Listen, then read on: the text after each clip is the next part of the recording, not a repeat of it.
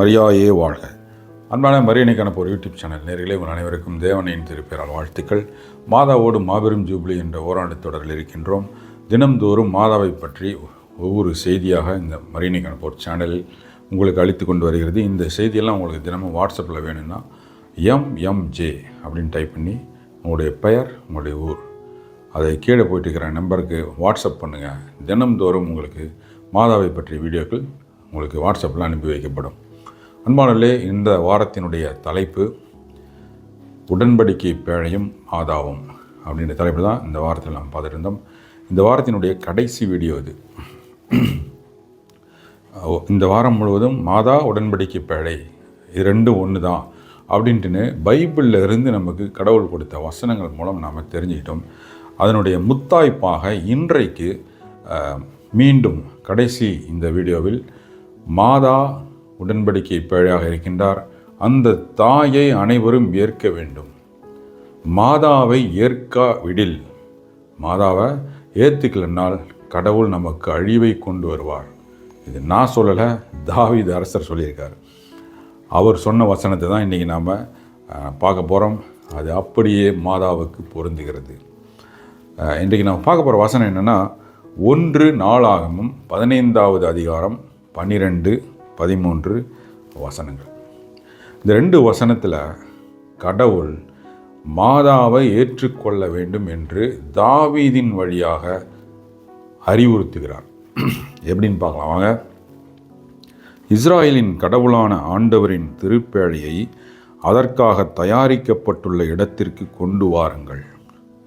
ஏனென்றால் முன்னர் நீங்கள் அதை தூக்காததால் நம் கடவுளாகிய ஆண்டவர் நமக்கு அழிவை கொணர்ந்தார். ஏனெனில் குறித்தவாறு முறையான வழியில் அதை நாம் தேடாது போனோம். இந்த வசனத்தை யார் பேசுகிறாங்கன்னா தாவீது அரசர் சொல்கிறார். தாவீது அரசர் இந்த திருப்பேழையை கொண்டு வரணும், அதை மறுபடியும் கொண்டு வரணும், அதை எல்லாரும் ஏற்றுக்கணும், அதை தூக்காமல் போனதுனால தான் நமக்கு கடவுள் அழிவு கொடுத்தாருன்னு சொல்கிறார். அப்போ இதில் கடவுள் ஒரு அருமையான 3 விஷயங்களை வச்சுருக்கார். என்னென்னா, இஸ்ராயலின் கடவுளான ஆண்டவரின் திருப்பேழை. இந்த வீடியோ தொடர் முழுசுலையுமே இந்த வார்த்தை வந்துச்சு. இந்த 2 வார்த்தையும் ஆண்டவரின் திருப்பேழை, ஆண்டவரின் திருப்பேழை என்ற வார்த்தையை இந்த கடந்த 6 வீடியோவிலையும் நம்ம பார்த்தோம். இந்த ஆண்டவர் கடவுள், அவருடைய திருப்பேழை மாதா.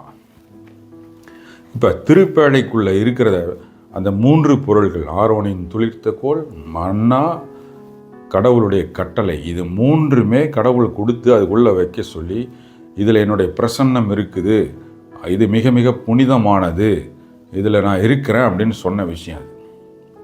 இது என்ன பண்ணாங்கன்னா விட்டுட்டாங்க அந்த இஸ்ராயல் மக்கள். அதை விட்டதுனால அவங்க அழிவை கொண்டு வந்தார்கள், சந்தித்தாங்க. இதை தாவீது அரசர் உணர்ந்து மீண்டும் அதை தூக்குங்கள், தூக்குனா தான் நமக்கு வாழ்வு, இல்லைன்னா அழிஞ்சு போயிடுவோன்றார்.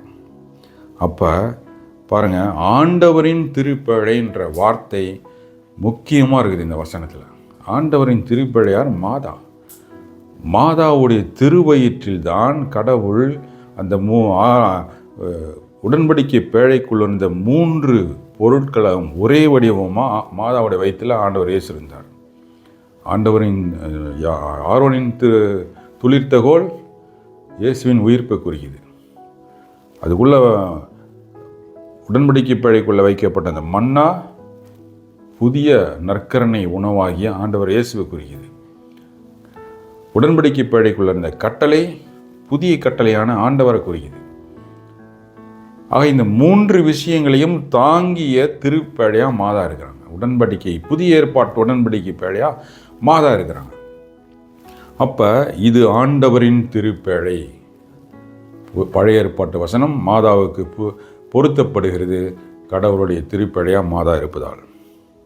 முன்னர் நீங்கள் அதை தூக்காததால் நம் கடவுளாகிய ஆண்டவர் நமக்கு அழிவை கொணர்ந்தார்ன்றார் தாவீது. அந்த உடன்படிக்கை பேழையை நீங்கள் ஏற்றுக்கொண்டே ஆக வேண்டும்.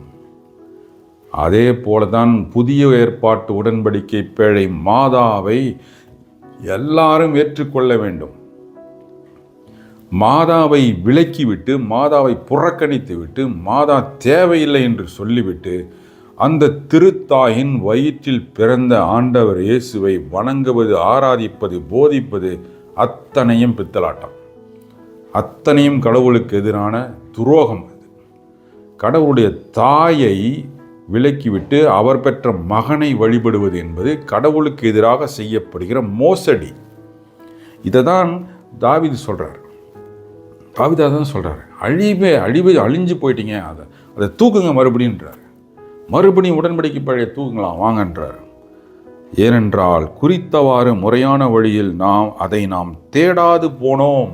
நொந்துகிறார். அப்படியே அந்த உடன்படிக்கை பழியை தூக்கி ஆர்ப்பரித்து அதை உரிய மரியாதை செய்யாதனால அழிவை சந்திக்கிறோம்ன்றார் தாவீது. அதே போலத்தான் பரிசுத்த தேவத்தாயை ஏற்காதவர்கள், தேவத்தாயை வேண்டாம் என்கின்றவர்கள், தேவ அன்னையின் பக்தியை வேண்டாம் என்று சொல்கிறவர்கள், தேவத்தாய்க்கு செலுத்தப்படுகிற வணக்கத்தை, கொண்டாட்டத்தை, மகிமையை தேவையில்லை என்று சொல்கிற எல்லாருக்கும் கடவுள் அழிவைத்தான் கொடுக்கிறார். தாவீது அதை சொல்கிறார். பைபிளில் இருக்குது இது. அப்போ தேவ அன்னையை ஏற்றுக்கொண்டால் கடவுளை நாம் ஏற்றுக்கொள்கிறோம். பழைய ஏற்பாட்டில் உடன்படிக்கை பேழையாக இருந்த அந்த பேழை புதிய ஏற்பாட்டில் தேவ தாயாக இருக்கின்றார்கள். அந்த தாயை நாம் தூக்கி கொண்டாட வேண்டும். அதுதான் பைபிள் நமக்கு சொல்கிறது. அதை மிக அழகாக தாவீது இன்னொரு இடத்துல சொல்கிறார். அதை நான் வசனத்தை மட்டும் சொல்கிறேன், நீங்கள் அதை படித்து பார்த்து தெரிஞ்சுக்கங்க. எங்கே இருக்குன்றா 1 நாளாகமம் 13வது அதிகாரம் 2-4 வசனங்களை நீங்கள் படிங்க.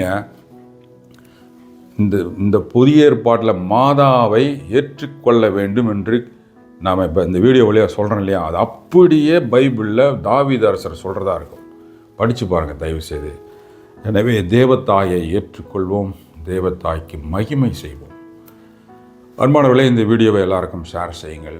தேவதாயின் தூதராக இருந்து இந்த செய்தியெல்லாம் நம்முடைய மக்களுக்கு ஷேர் செய்யுங்கள். தேவ அன்னையின் மாசற்ற இதயம் போற்றி வணங்கப்படுவதாக. தேவத்தாய் என்றென்றும் வாழ்த்தப்படுவார்களாக. நன்றி. மரியாயே வாழ்க.